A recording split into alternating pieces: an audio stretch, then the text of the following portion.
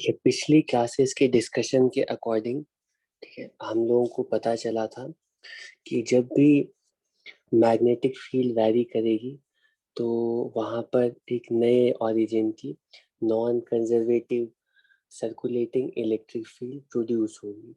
हमें पता चला था कि इलेक्ट्रिक फील्ड के दो सोर्स ऑफ ओरिजिन हो सकते हैं। एक तो चार्जेस की वजह से इलेक्ट्रिक फील्ड कंजर्वेटिव नेचर की प्रोड्यूस होती है, लेकिन साथ साथ एक और बिल्कुल डिफरेंट नेचर की इलेक्ट्रिक फील्ड ही प्रोड्यूस होती है वैरिंग मैग्नेटिक फील्ड की वजह से।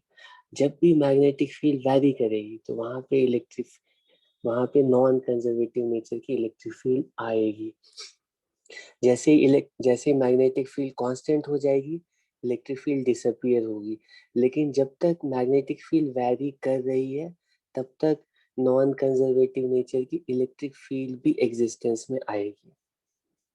तो क्योंकि अब दो टाइप्स की इलेक्ट्रिक फील्ड्स नेचर में एग्जिस्ट करती हैं, तो हमारे पास जो मैक्सवेल की इक्वेशन थी, जो कि हमने डिराइव तो जो कि हमने जो कि हमने डिस्कस किया था स्टैटिक केस में, इलेक्ट्रोस्टैटिक्स और मैग्नेटोस्टैटिक्स के केस में। लेकिन हमें पता चलता है कि जब मैग्नेटिक फील्ड वैरी हो रही है, इलेक्ट्रिक फील्ड वैरी हो रही है, तो वैसे केस में ये इक्वेशंस ठीक है काम नहीं करेंगी। ये इक्वेशंस थोड़ी मॉडिफाई हो जाएंगी। और ये जो इलेक्ट्रिक फील्ड वाला पार्ट है, ये किस तरह से मॉडिफाई होता है हम लोगों ने लास्ट टाइम में डिस्कस किया था। ये charge enclose upon epsilon not, ठीक है। और लाइन इंटीग्रल की वैल्यू ये जीरो होती थी पहले अगर इलेक्ट्रिक फील्ड सिर्फ स्टैटिक नेचर की है। अब यहाँ पे इलेक्ट्रिक फील्ड में दोनों टाइप्स की इलेक्ट्रिक फील्ड हो सकती है, कंजर्वेटिव नॉन कंजर्वेटिव। तो पहली वाली इक्वेशन में कोई चेंज नहीं आता है, क्योंकि नॉन कंजर्वेटिव इलेक्ट्रिक फील्ड की वजह से क्लोज सरफेस के अक्रॉस फ्लक्स तो अभी भी जीरो ही होगा। तो टोटल फ्लक्स सिर्फ कंजर्वेटिव के अकॉर्डिंग ये वाला टर्म होगा। लेकिन लाइन इंटीग्रल कंजर्वेटिव की वजह से तो जीरो है, लेकिन नॉन कंजर्वेटिव की लाइन इंटीग्रल का लाइन इंटीग्रल जीरो नहीं होगा। वो इक्वल होगा minus D five M upon D T, ठीक है। मैग्नेटोस्टैटिक्स की भी जो इक्वेशन है वो बाद में मॉडिफाई होंगी, हो सकती हैं, अभी हमें पता नहीं। अभी इलेक्ट्रिक फील्ड का पता चला है कि इलेक्ट्रिक फील्ड दो टाइप्स की होती है, जिसकी वजह से इलेक्ट्रिक फील्ड की जो के लिए जो सरफेस इंटीग्रल है, लाइन इंटीग्रल है, वो कुछ इस तरह से होंगी। और मैग्नेटिक फील्ड के लिए लाइन इंटीग्रल की value mu naught times charge enclose की इक्वल है, ठीक है। और इसके साथ साथ ये लॉरेंस फोर्स का जो एक्सप्रेशन है, ठीक है। तो हम ऐसा बोलते हैं कि जब भी मैग्नेटिक फील्ड वैरी करेगी तो नॉन कंजर्वेटिव नेचर की इलेक्ट्रिक फील्ड प्रोड्यूस होगी। कितनी इलेक्ट्रिक फील्ड प्रोड्यूस होगी, किस डायरेक्शन में इलेक्ट्रिक फील्ड प्रोड्यूस होगी, कैलकुलेट करना चाहते हैं, ठीक है। तो ये जो नॉन कंजर्वेटिव नेचर की इलेक्ट्रिक फील्ड कैलकुलेशन वाला पार्ट है, ये भी अपने आप में ठीक है, ये एक लंबा टॉपिक होगा। लेकिन हमारे कोर्स के डोमेन में रहते हुए हमें बहुत ज़्यादा टाइप्स के क्वेश्चंस नहीं सॉल्व करने। Non conservative electric field calculation वाले में हमारे पास एक स्पेशल केस है, ठीक है। Non conservative electric field calculation वाले पार्ट में एक स्पेशल केस है, ठीक है। तो उसको हम लोग ठीक है अभी डिस्कस करेंगे। ठीक है, चलो मैं अलग अलग पॉसिबिलिटीज बनाता हूँ। जैसे मान लो यहाँ पर हमारे पास मैग्नेट है, ठीक है। और अगर मैग्नेट को ठीक है मूव कराते हैं तो यहाँ पे मैग्नेटिक फील्ड वैरी करती है, तो फिर उसकी वजह से इलेक्ट्रिक फील्ड, कि मैंने बस अभी स्टार्ट किया है और फर्कलीज बस अभी इतना बताया कि ये मैक्सवेल की इक्वेशन कैसे मॉडिफाई होती है, जो पिछली क्लास में बताया था, ठीक है। तो अभी हमारा टारगेट है वैरिंग मैग्नेटिक फील्ड के केस में हमें पता चल गया है कि non conservative electric field produce होती है। Non non conservative electric field कितनी और किधर प्रोड्यूस होती है कैलकुलेट करना चाहते हैं, ठीक है। Non conservative electric field calculate करना चाहते हैं, ठीक है। तो इससे पहले बहुत अलग अलग टाइप की सिचुएशंस थी हमारे पास। मान लो कुछ इस तरह की इलेक्ट्रिक फील्ड है, ठीक है, और इलेक्ट्रिक फील्ड मान लो बी नॉट टी के इक्वल है। Inside the plane of board, sorry magnetic field inside the plane of board increase करिए तो यहाँ पे इंड्यूस इलेक्ट्रिक फील्ड आएगी। हर पॉइंट पे हमें कैलकुलेट करना इलेक्ट्रिक फील्ड एग्जैक्टली कितनी होगी। ठीक है, तो डायरेक्टली हम लोग कैलकुलेट नहीं कर सकते इतनी आसानी से, क्योंकि हमारे पास, ठीक है, इंड्यूस इलेक्ट्रिक फील्ड कैलकुलेट करने के लिए ये इक्वेशन है। ठीक है, जिस तरह से एम्पेयर सर्किटल लॉ को यूज करके, तुम्हें याद है एम्पेयर सर्किटल लॉ को यूज करके, ये एम्पेयर सर्किटल लॉ जिसका मतलब है, एम्पेयर सर्किटल लॉ कहता है कि कोई भी इमेजिनरी लूप कंसीडर करो, मैग्नेटिक फील्ड का लाइन इंटीग्रल लिखो, वो हमेशा mu naught charge current enclose की इक्वल होगा। ठीक है, तो तुम्हें याद होगा कि जब एम्पेयर सर्किटल लॉ को यूज करके हमें मैग्नेटिक फील्ड कैलकुलेट करना होता था, तो हम सारे केसेस में नहीं कैलकुलेट कर पाते, हम ऐसे ही स्पेशल केसेस में एम्पेयर सर्किटल लॉ के थ्रू मैग्नेटिक फील्ड कैलकुलेट करते थे, जिसमें कि हमारे पास करंट डिस्ट्रीब्यूशन में किसी तरह की सिमेट्री एग्जिस्ट करती है। ठीक है, ये जो इंटीग्रल फॉर्म है ना, ये हायर इलेक्ट्रोमैग्नेटिज्म में, एडवांस इलेक्ट्रोमैग्नेटिज्म में हम इसका डिफरेंशियल फॉर्म भी पढ़ते हैं। उसमें ये जो चार्ज और करंट है, वो चार्ज डेंसिटी और करंट डेंसिटी के फॉर्म में डिफरेंशियल फॉर्म इन्हीं मैक्सवेल इक्वेशन की हम लिखते हैं। तो उसको यूज करके हमारे पास मैथमेटिक्स की अगर लेवरेज है, फ्लेक्सिबिलिटी है, तो हम बहुत कॉम्प्लेक्स सिचुएशन के लिए भी इन्हीं इक्वेशंस को यूज करके electric field, magnetic field calculate कर लेते हैं। लेकिन अभी हमारे पास मैक्सवेल की इंटीग्रल फॉर्म ही है, इन्हीं को यूज करना है। तो जैसा कि तुमने एम्पेयर सर्किटल लॉ में देखा कि हम सिर्फ सिमेट्रिकल करंट डिस्ट्रीब्यूशन के लिए एम्पेयर सर्किटल लॉ को यूज करके मैग्नेटिक फील्ड कैलकुलेट कर पाते हैं, बिल्कुल उसी तरह से यहाँ पे जो नॉन कंजर्वेटिव इलेक्ट्रिक फील्ड है उसका सोर्स मैग्नेटिक फ्लक्स है, वैरिंग मैग्नेटिक फ्लक्स है।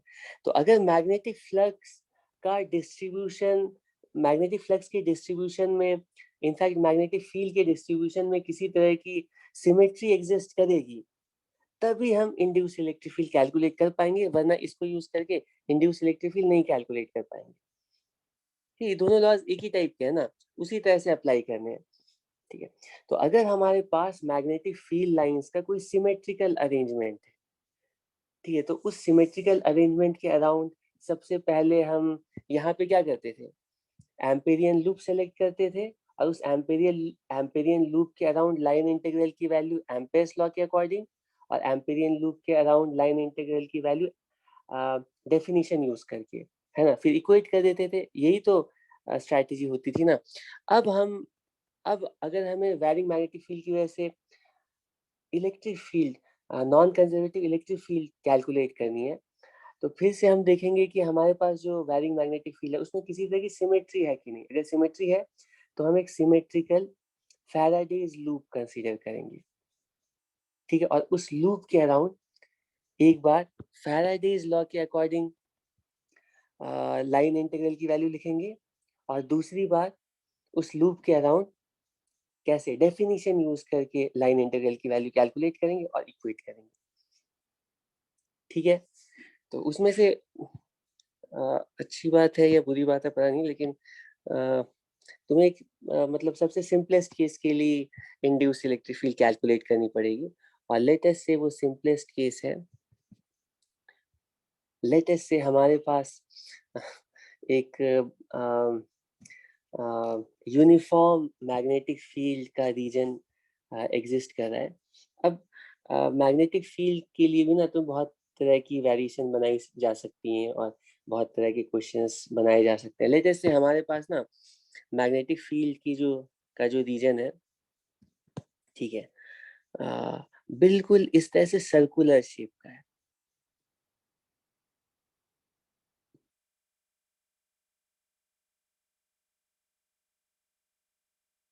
ठीक है, ये सर्कुलर शेप का रीजन है। ठीक है, आर रेडियस का सेंटर है, और ये आर रेडियस का, ठीक, और इसके अंदर magnetic field inside the plane of board,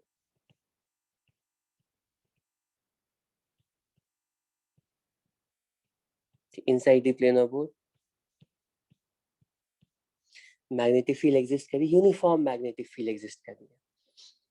ठीक है, ये तुम समझ सकते हो, इस तरह से कोई लॉन्ग सोलेनॉइड होगा, इसके अंदर की बात की जा रही है। ठीक है, ठीक है, यहाँ पे बिल्कुल मैग्नेटिक फील्ड और बाहर मैग्नेटिक फील्ड 0 है, कुछ इस टाइप का ही रीजन है। ठीक है, ठीक है, मैग्नेटिक फील्ड जब तक फिक्स है तो कोई प्रॉब्लम नहीं है। लेकिन अब क्वेश्चन में कहा जा रहा है कि मैग्नेटिक फील्ड को inside the plane of board हम वैरी करा रहे हैं, ठीक है, कांस्टेंट रेट से। ठीक है, अंदर की तरफ मैग्नेटिक फील्ड इंक्रीज कर रही है कांस्टेंट रेट से। तो हमें कैलकुलेट करना है कि सेंटर से यहाँ पर आर बाई, इसकी रेडियस लेटेस्ट से कैपिटल आर है। ठीक, कैपिटल आर किसकी रेडियस है? ये जो सर्कुलर रीजन है जहाँ पे मैग्नेटिक फील्ड एग्जिस्ट कर रही है, इस सर्कुलर रीजन की रेडियस है कैपिटल आर। ठीक है, तो अब क्वेश्चन में कहा गया है कि सेंटर से r/2 डिस्टेंस पर और सेंटर से 2r डिस्टेंस पर कितनी इलेक्ट्रिक फील्ड प्रोड्यूस होगी। मैग्नेटिक फील्ड चेंज कर रही है, यहाँ पर सर्कुलर नेचर की इलेक्ट्रिक फील्ड सेटअप होंगी, हर जगह पर हमें इलेक्ट्रिक फील्ड कैलकुलेट करनी है। या क्वेश्चन में ऐसा बोला जा सकता है कि r/2 पर बताओ और 2r पर बताओ। ठीक है, मैं इसको जनरलाइज कर देता हूँ। ठीक है, हम किसी भी जनरल पॉइंट पर इलेक्ट्रिक फील्ड कैलकुलेट करना चाहते हैं, किसी भी जनरल पॉइंट पर नेट इलेक्ट्रिक फील्ड कैलकुलेट करना चाहते हैं। ठीक है, इलेक्ट्रिक फील्ड तो होगा क्योंकि मैग्नेटिक फील्ड वैरी कर रही है। ठीक है, स्पेस के हर पॉइंट पर इलेक्ट्रिक फील्ड प्रोड्यूस हुई होगी। ठीक है, कितनी प्रोड्यूस हुई होगी हम कैलकुलेट करना चाहते हैं। ठीक है, ओके, तो लेटेस्ट से हम लोग ना पहले हम बाहर वाले किसी पॉइंट पर इलेक्ट्रिक फील्ड का पता लगाते हैं और उसके बाद अंदर वाले किसी पॉइंट पर इलेक्ट्रिक फील्ड का पता लगाएंगे। लेटेस्ट से बाहर कोई पॉइंट है, कोई भी जनरल पॉइंट ले लेते हैं, पी पॉइंट। ठीक है, उतनी भी दूर नहीं, उतना भी दूर नहीं लेते हैं। ठीक है, मैं कहना चाह रहा था कि तुम्हें ना मतलब इलेक्ट्रिक मैग्नेटिक फील्ड कैलकुलेशन के तो बहुत सारे क्वेश्चंस तुम लोगों ने अटेम्प्ट मतलब एम्पेयर सर्किटल लॉ को अप्लाई करके सॉल्व किए। ठीक है, वैसे बहुत सारे क्वेश्चंस आते हैं। अच्छा, ये क्वेश्चन तुम लोगों को मैंने पहले बताया क्या? जैसे सॉलिड स्फेयर है, उसके अंदर स्फेरिकल कैविटी है, यूनिफॉर्म इलेक्ट्रिक फील्ड प्रोड्यूस होती है। ठीक है, दोनों उसी तरह मैंने बोला था कि ये सिलेंडर है और इसके अंदर सिलिंड्रिकल कैविटी है, उसके अंदर यूनिफॉर्म मैग्नेटिक फील्ड प्रोड्यूस होती है। ठीक है, वो किधर की तरफ होती है? J×R के अलॉन्ग। ठीक है, लेकिन कई बार ना ऐसा भी फिगर दे दिया जाए जैसे स्फेयर है और ये दूसरा स्फेयर है। ठीक है, ये पॉजिटिव चार्ज है, इस पे नेगेटिव चार्ज है। ठीक है, तो ये वाला जो पार्ट है ना, ये न्यूट्रल हो जाए, इसमें इलेक्ट्रिक फील्ड पूछी जाएगी तो यहाँ पे भी इलेक्ट्रिक फील्ड वैसे ही आएगी। ठीक है, यहाँ पे भी इलेक्ट्रिक फील्ड बिल्कुल यूनिफॉर्म हो जाती है। ठीक, ये अलग केस नहीं है, यहाँ पे भी तुम पता करना। और उसी तरह से दो सिलेंडर अगर ओवरलैप कर रहे हैं, एक पॉजिटिव करंट वाले एक नेगेटिव करंट वाले, तो इसका जो ओवरलैपिंग रीजन है वहां पे uniform electric magnetic field produce होती है। हाँ, मैं क्या डिस्कस कर रहा था? हाँ, हमें यहाँ पर इलेक्ट्रिक फील्ड कैलकुलेट करनी है। ठीक है, तो ठीक है, सबसे पहला स्टेप होगा इलेक्ट्रिक फील्ड कैलकुलेट करने के लिए कि सबसे पहला स्टेप होगा फैराडेज लूप कंसीडर करेंगे। मैग्नेटिक फील्ड की सिमेट्री को देख करके एक फैराडे फैराडेज लूप कंसीडर करेंगे और उस फैराडेज लूप पर इलेक्ट्रिक फील्ड का लाइन इंटीग्रल लिखेंगे फैराडेज लॉ के अकॉर्डिंग, और फिर इलेक्ट्रिक फील्ड का लाइन इंटीग्रल लिखेंगे डेफिनेशन यूज करके। लेकिन ये तीनों स्टेप्स अप्लाई करने से पहले हमारा काम होगा कि हर जगह पर इलेक्ट्रिक फील्ड की डायरेक्शन, इलेक्ट्रिक फील्ड लाइंस कैसी होंगी, हमें बिना फैराडेज लॉ की हेल्प से पहले ही प्रेडिक्ट करनी होगी। ठीक है, तो मुझे बताओ ऐसी मैग्नेटिक फील्ड ऐसी मैग्नेटिक फील्ड को देख करके तुम्हें क्या लगता है पी पॉइंट पर electric field, induced electric field की डायरेक्शन किधर होगी? बताओ।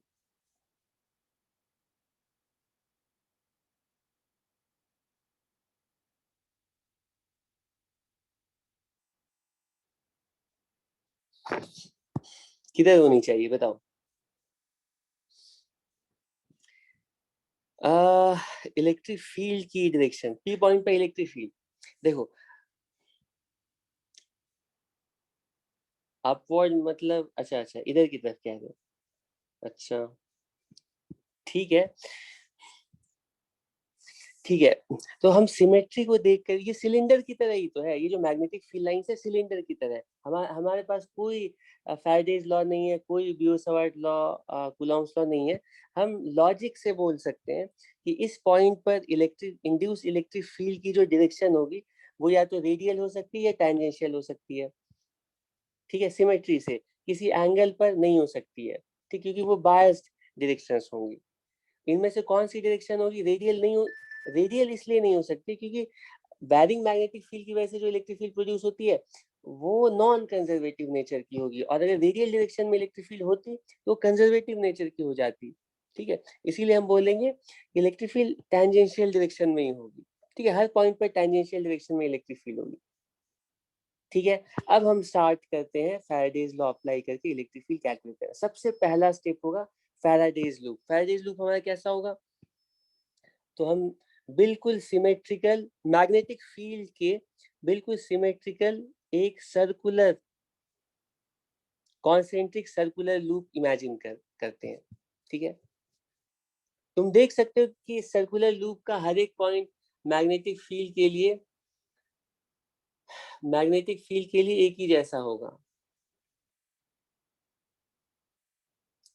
ठीक है, हर एक पॉइंट पर, क्योंकि क्योंकि इस लूप का हर एक पॉइंट मैग्नेटिक फील्ड के लिए एक ही जैसा है, अ, तो हर एक पॉइंट पर इस बैरिंग मैग्नेटिक फील्ड की वजह से जो इलेक्ट्रिक फील्ड प्रोड्यूस होगी हर पॉइंट पर हमें पता है कि मैग्नीट्यूड भी सेम होगा और डायरेक्शन तो टेंजेंशियल है, पता ही है, ठीक है। अब स्टार्ट करते हैं स्टेप बाय स्टेप। सबसे पहला स्टेप है कि हमें फैराडेज लूप इमेजिन करने के बाद पहला स्टेप है हमें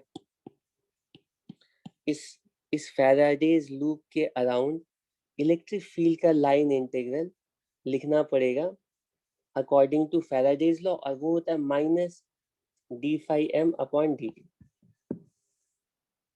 ठीक है। तो लाइन इंटीग्रल की वैल्यू बताओ, इस क्लोज लूप के अराउंड लाइन इंटीग्रल की value minus D phi M upon D T. तो ये लिखेंगे, लाइन इंटीग्रल की वैल्यू लिखेंगे रेट ऑफ चेंज ऑफ, ठीक है। अच्छा इसमें भी एक D phi by D T की वैल्यू कितनी होगी बताओ? D phi by D T की वैल्यू, तो पहले फ्लक्स निकाल लेते हैं। फ्लक्स की वैल्यू आ रही है, फ्लक्स की वैल्यू, फ्लक्स किसके अक्रॉस, जो लूप हमने कंसीडर किया उसके साथ सरफेस अटैच किया, उस सरफेस के अक्रॉस फ्लक्स, ठीक है। तो फ्लक्स की वैल्यू कितनी उतनी होगी जो कि इस पार्ट में फ्लक्स है, और इस पार्ट में फ्लक्स की वैल्यू है मैग्नेटिक फील्ड है बी नॉट टी के इक्वल, और एरिया है पाई कैपिटल आर स्क्वायर, ठीक है, ये रेडियस कैपिटल आर,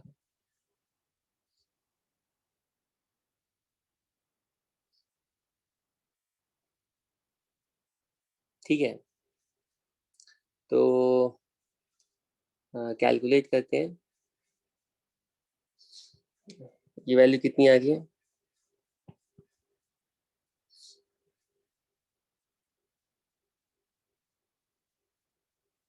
ये वैल्यू आ रही है, डिफ्रेंशिएट करोगे तो बाकी सारे टर्म्स कांस्टेंट है, ये वैल्यू आ रही है बी नॉट, ये पाई आर स्क्वायर, ठीक है। ये लाइन इंटीग्रल की वैल्यू आ गई फैराडेज लॉ के अकॉर्डिंग, ठीक है। साइन वाला पॉइंट मैं अभी समझा रहा हूँ, एक काम करते हैं हम, ये जो साइन है ना, मतलब ये फैराडेज लॉ में जो साइन आ रहा है ये अल्टीमेटली इलेक्ट्रिक फील्ड की डायरेक्शन किधर होगा उसके लिए आ रहा है, ठीक है।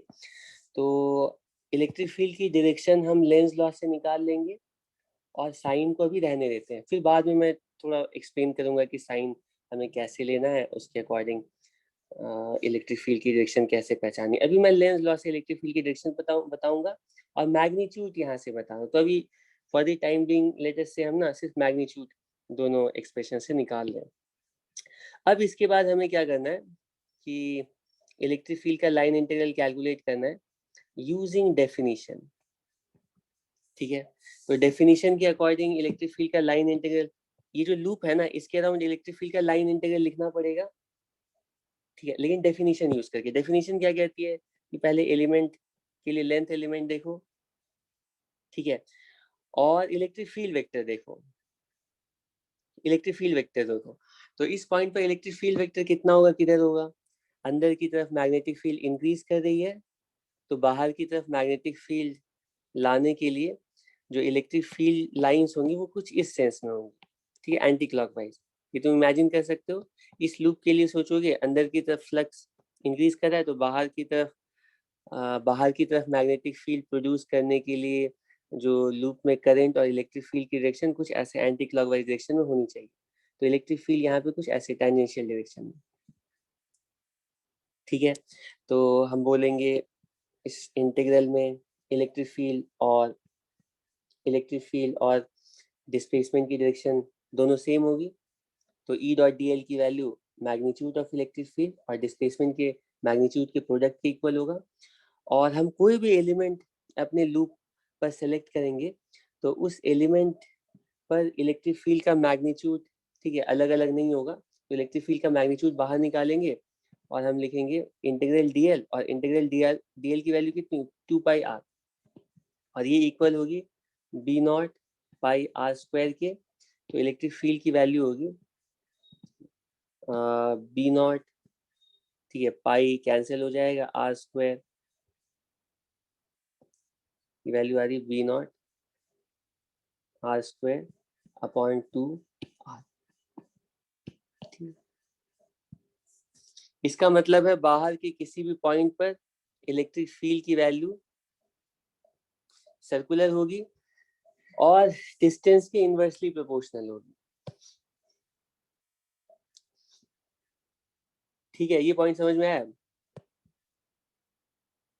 तो इसमें बहुत सारे वेरिएशन बनाए जा सकते हैं। मैग्नेटिक फील्ड का को भी ना रेडियली अलग अलग तरीके से वेरी कराया जा सकता है और उसमें अलग अलग रिजल्ट आ सकता है कि अंदर के किसी पॉइंट पर इलेक्ट्रिक फील्ड कितनी होगी, अंदर के किसी पॉइंट पर इलेक्ट्रिक फील्ड कैसी होगी, कितनी होगी।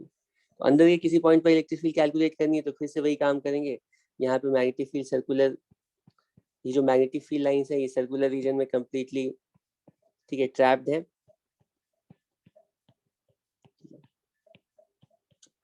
फिगर थोड़ा अच्छे से मैं बनाना चाहिए लेकिन मैं अपना टाइम चाह रहा हूँ कम से कम देना पड़े। ठीक है, ठीक है, सेंटर है।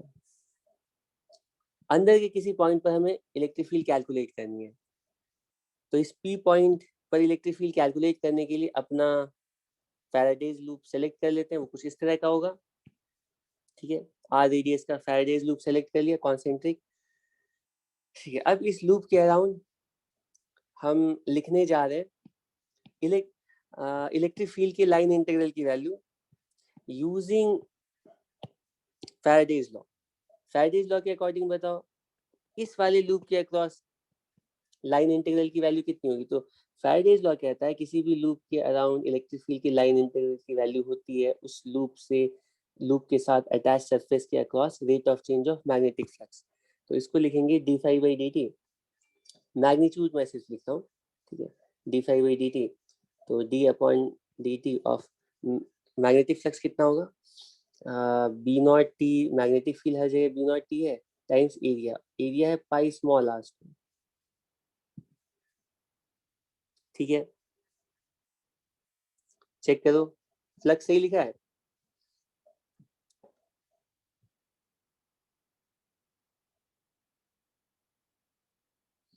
अब इसके बाद लाइन इंटीग्रल की वैल्यू हम कैलकुलेट करते हैं डेफिनेशन यूज करके। इलेक्ट्रिक फील्ड के लाइन इंटीग्रल की वैल्यू, तुम लोगों ने अपने कोर्स में ये कभी नहीं सोचा होगा इससे पहले, ठीक है, कि इलेक्ट्रिक फील्ड के लिए लाइन इंटीग्रल कैलकुलेट करना पड़ेगा कभी क्लोज लूप में।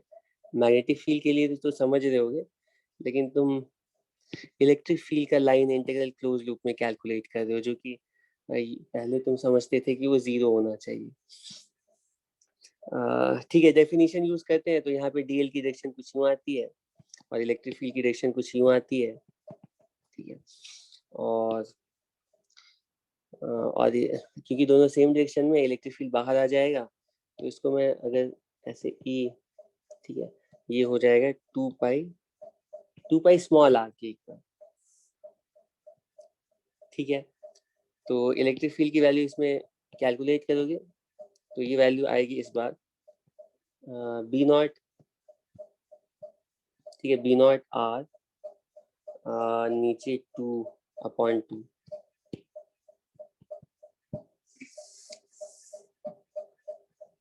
ठीक है।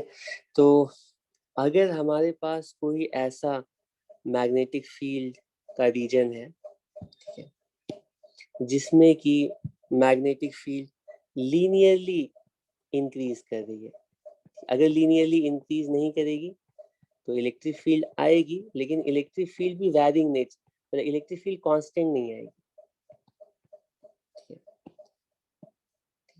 तो अगर मैग्नेटिक फील्ड लीनियरली वैरी कर रही है, टाइम के साथ लीनियरली इंक्रीज कर रही है, तो 1 सेकेंड में जितनी हो रही, 2 सेकेंड में डबल, 3 सेकेंड में ट्रिपल, इस तरह से अगर वेरिएशन है, ठीक है, तो हमें पता चलता है कि इलेक्ट्रिक फील्ड की जो वैल्यू आ रही है, ठीक, आउटसाइड द रीजन, ठीक है, आउटसाइड द रीजन, वो कैसा वेरिएशन है,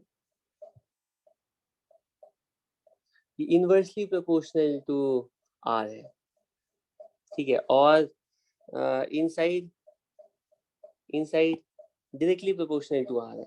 तो इसका अगर वेरिएशन हम प्लॉट करते हैं तो वो कुछ इस तरह से, बाहर इलेक्ट्रिक फील्ड ऐसे वेरी कर रही है और अंदर इलेक्ट्रिक फील्ड कुछ ऐसे वेरी कर रही है। किस केस में, ये वर्सेस आर प्लॉट कर रहा हूँ, और तुम देख सकते हो इलेक्ट्रिक फील्ड नॉन यूनिफॉर्म है लेकिन इलेक्ट्रिक फील्ड कांस्टेंट है। अगर मैग्नेटिक फील्ड टाइम के साथ लीनियरली वेरी कर रही है, मैग्नेटिक फील्ड बिल्कुल बी नॉट टी के इक्वल है, कि टाइम के साथ लीनियरली वेरी करा रहे हैं, तो कांस्टेंट इलेक्ट्रिक फील्ड प्रोड्यूस होगी, ठीक है, नॉन यूनिफॉर्म, लेकिन नॉन यूनिफॉर्म होगी, कि मैग्नेटिक फील्ड यहाँ पर आ रही है बी नॉट आर अपॉन 2 और यहाँ पे आ रही है B naught R square upon 2r, ठीक है। तो ये जो इलेक्ट्रिक फील्ड लाइंस है वो कुछ इस टाइप की है, ठीक है। इलेक्ट्रिक फील्ड यहाँ पे बहुत कम इलेक्ट्रिक फील्ड लाइंस की डेंसिटी है, ठीक है। जैसे जैसे हम आगे जा रहे हैं, एग्जैक्टली अगर इसी तरह से हम मैग्नेटिक फील्ड को वैरी करा रहे हैं जैसे कि यहाँ पे लिखा है, तो यहाँ पे इलेक्ट्रिक फील्ड लाइंस आएंगी, और इलेक्ट्रिक फील्ड लाइंस कैसी होंगी पता है, वो बिल्कुल इस तरह से सर्कुलर नेचर की होंगी, सिमेट्रिक सर्कुलर नेचर की होंगी, ठीक है। और बाकी केसेस के लिए ना, मतलब सिर्फ ये सर्कुलर केस ऐसा है जिसके लिए हम सिमेट्री यूज करके फैराडेज लॉ के through induce electric field calculate कर पा रहे हैं, ठीक है।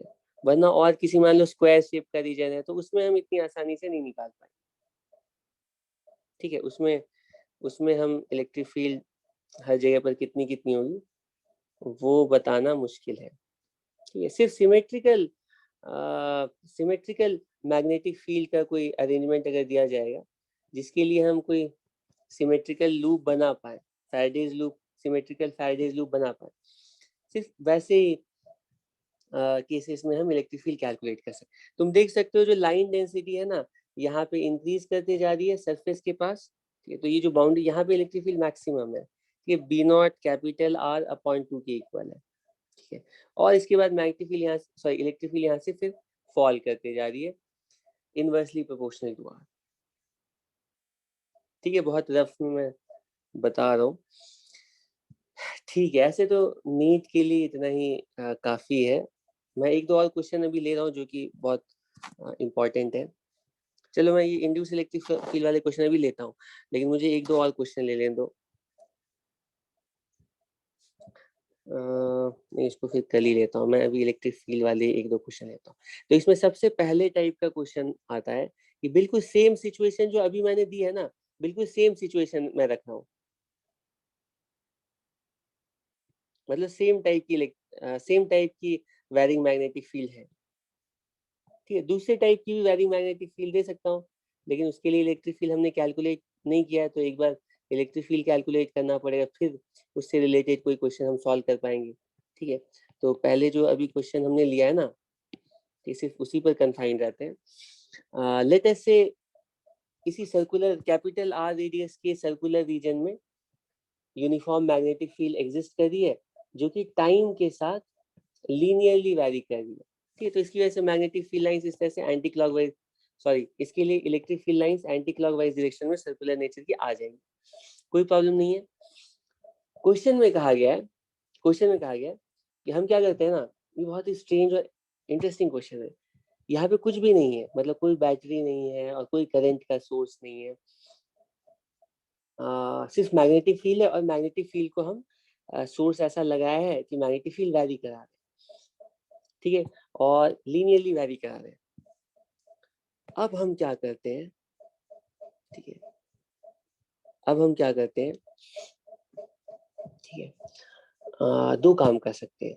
हम इसके बीच में बिल्कुल कॉन्सेंट्रिक फिजिकल रिंग रखने जा रहे हैं, फिजिकल रिंग रखने जा रहे हैं इस तरह से,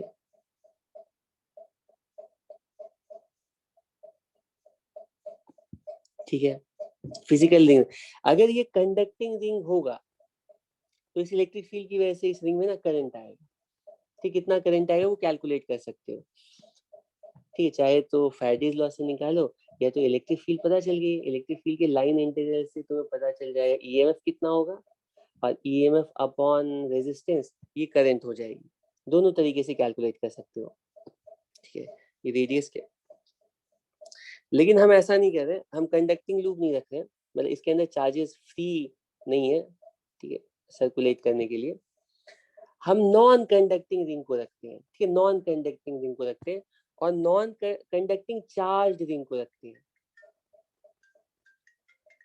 ठीक है, नॉन कंडक्टिंग चार्ज रिंग को रखते हैं।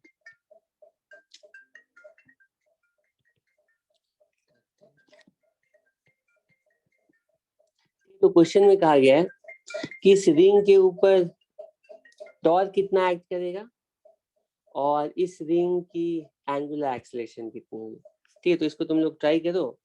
और इसी तरह का दूसरा क्वेश्चन जो तुम्हें ट्राई करना है, इस क्वेश्चन में क्या कहा गया है कि मैग्नेटिक फील्ड वैरी करने की वजह से इलेक्ट्रिक फील्ड प्रोड्यूस होगी। अब ये चार्ज रिंग है, चार्ज के ऊपर ये जो इलेक्ट्रिक फील्ड आएगी ना टेंजेंशियल डायरेक्शन में, ये इलेक्ट्रिक फील्ड इन सारे चार्ज एलिमेंट के ऊपर फोर्स अप्लाई करेगी, फोर्स की वजह से इस पूरे रिंग के ऊपर एक नेट टॉर्क आएगा। कैसे कैलकुलेट करेंगे, ठीक है, सिमेट्री से तुम बता सकते हो कि ये जो रिंग है ना, ये इसके ऊपर नेट फोर्स नहीं आएगा, क्योंकि जो इलेक्ट्रिक फील्ड की वजह से फोर्स आएगा वो पेयर में आएंगे, लेकिन इसके ऊपर नेट टॉर्क होगा, तो हर एक एलिमेंट के ऊपर फोर्सेस का टॉर्क ऐड करके टोटल टॉर्क निकाल सकते हो, बहुत सिंपल है, 1 मिनट में पता चल जाएगा अगर इलेक्ट्रिक फील्ड पता है तो तुम नेट टॉर्क कैलकुलेट करोगे, ठीक है, हर एक एलिमेंट के ऊपर क्यू ई फोर्स को यूज करके, फोर्स और रेडियस, इससे तुम्हें टॉर्क पता चल जाएगा, और टॉर्क पता चल जाएगा तो उसकी एंगुलर एक्सेलरेशन पता चल, मतलब ये रिंग को रखोगे ना और मैग्नेटिक फील्ड वाली ये ऐसे रोटेट करने लगेगा, ठीक है, इस तरह से रोटेट करने लगेगा। रिंग की रेडियस बताई गई है r/2 के इक्वल है, रिंग रेडियस, या इसको इसको स्मॉल r ले लो, ठीक है। एक तो ये क्वेश्चन हो गया, ये तो मुझे पता है तुम लोग कर लोगे। जो दूसरा क्वेश्चन मुझे डर है कि शायद ना कर पाओ, और ये अच्छा क्वेश्चन है, तो ये मैकेनिक्स का क्वेश्चन है कंप्लीट। पिछला क्वेश्चन समझ में आ गया ना अच्छे से, मैग्नेटिक फील्ड हर जगह एग्जिस्ट करी है। जो दूसरा क्वेश्चन है,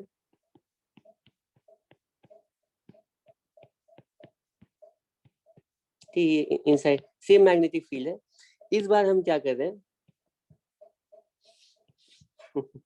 ये भी वैसा ही क्वेश्चन है, लेकिन थोड़ा इसमें डिफरेंस है। वैसा ही एक रिंग है, चार्ज फिजिकल रिंग है, इसको नॉन कंडक्टिंग रिंग, मतलब इसमें चार्ज को तो मूव नहीं करा सकते, चार्ज को मूव कराने का मतलब है ना, ये रिंग ही साथ साथ सर्कुलेट करेगी। ये तुम बोलोगे कि इलेक्ट्रिक फील्ड की वजह से इसके ऊपर टॉर्क एक्ट करेगी तो रोटेट करने लगी, ऐसे रहेगी नहीं। नहीं, मैं कह रहा हूँ कि यहाँ पे ना मैग्नेटिक फील्ड वैरी ही नहीं करी, मैग्नेटिक फील्ड फिक्स है, मैग्नेटिक फील्ड है B0, ठीक है, मैग्नेटिक फील्ड है, लेकिन अगर मैग्नेटिक फील्ड वैरी नहीं कर रही है तो इलेक्ट्रिक फील्ड नहीं आएगी, और इलेक्ट्रिक फील्ड नहीं आएगी तो इन स्टेशनरी चार्ज के ऊपर क्या इफेक्ट होगा, कुछ नहीं होगा, ये तो ऐसे ही रहेंगे, ठीक है। क्वेश्चन में कहा जाता है ध्यान से सुनो, क्वेश्चन में कहा जाता है हम अचानक से इस मैग्नेटिक फील्ड को स्विच ऑफ कर देते हैं, मैग्नेटिक फील्ड हो जाती है 0, फ्रैक्शन ऑफ टाइम में मैग्नेटिक फील्ड हो जाती है 0। अब जैसे ही मैग्नेटिक फील्ड 0 होगी ना, तो मैग्नेटिक फील्ड वैरी कर रही है, और मैग्नेटिक फील्ड वैरी करने का मतलब समझ रहे हो, इलेक्ट्रिक फील्ड आएगी, थोड़ी देर के लिए ही सही, लेकिन इलेक्ट्रिक फील्ड आएगी, और उस इलेक्ट्रिक फील्ड की वजह से थोड़ी देर के लिए इसके ऊपर फोर्स एक्ट करेगा, ठीक है, फोर्स का मतलब है इनफैक्ट इसके ऊपर टॉर्क एक्ट करेगा इलेक्ट्रिक फील्ड का, ठीक है, और उस टॉर्क का एंगुलर इंपल्स आएगा, और उस टॉर्क के एंगुलर इंपल्स की वजह से इस चार्ज रिंग के पास कुछ एंगुलर मोमेंटम आएगा, ठीक है। तो क्वेश्चन में कहा गया है कि अगर हम बी नॉट से 0 कर देते हैं अचानक से, तो पूछा गया है कि इस रिंग के पास, रिंग के बारे में बताया गया है, रिंग के बारे में मैंने पिछले क्वेश्चन में एम आर और क्यू, ठीक है, ये 3 चीजें दी है। तो रिंग के पास angular velocity, final angular velocity कितनी होगी, ठीक है। इन दोनों क्वेश्चन को तुम ट्राई करो, और बाकी हम कल डिस्कस करते हैं। Thank you everyone.